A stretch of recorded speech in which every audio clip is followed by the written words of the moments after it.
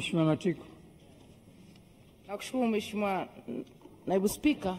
Wananchi wa kata ya Mbelekese iliyopo Iramba Magharibi, wakati kamati ya PSC tumefanya kutembelea pale kwenye minara, walionyesha wana adha ya kituo cha afya takriban kilomita 42, na walianza zamani wakajenga wakaishia kwenye msingi tu. Wana shida sana. Sasa ni kwa nini serikali isiwape priority kwenda kuwajengea kituo cha afya, kuzingatia wako mbali na hospitali ya wilaya? Waziri.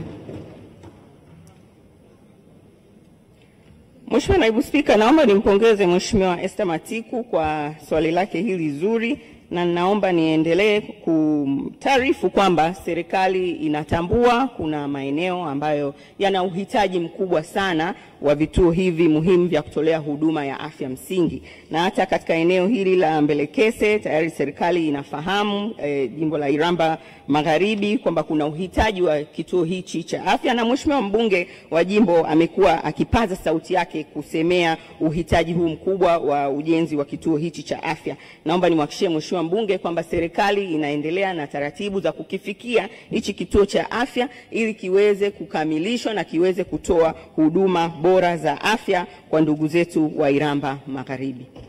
Mheshimiwa,